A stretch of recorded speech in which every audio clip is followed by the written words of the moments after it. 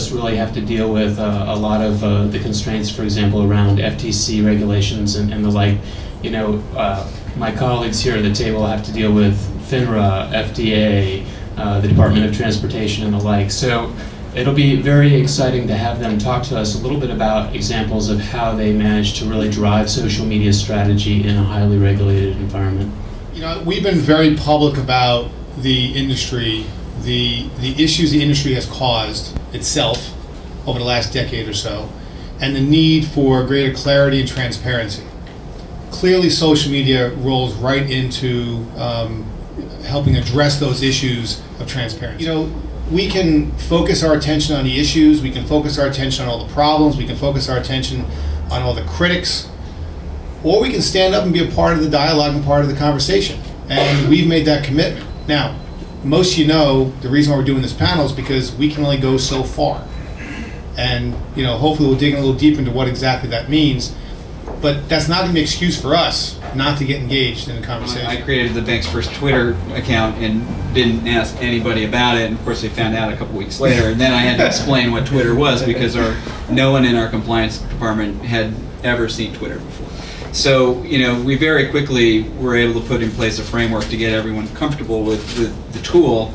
And I think at this point the bank has maybe 7 different Twitter feeds, you know, a couple of corporate, you know, multi-language, German, English. We have, you know, certain product-focused ones like for our DBFX platform, which is a more retail-oriented platform.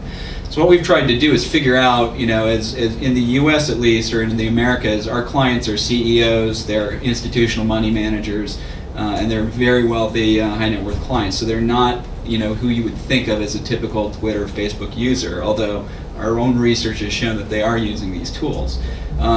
So what we've done is trying to be opportunistic and to work within the existing compliance framework, create some small victories to get people comfortable with what we're doing, and now we're kind of using that as a foot in the door to kind of pry our way in and more widely implement the tools. My first day as part of the public relations team was February 14th of 2007. That was the day of the infamous ice storm that hit the Northeast, stranding a bunch of planes, many of them ours, on the tarmac at area airports. We had some planes frozen to the ground in JFK for upwards of 8 hours. From a public relations standpoint, it is not the day you want to start.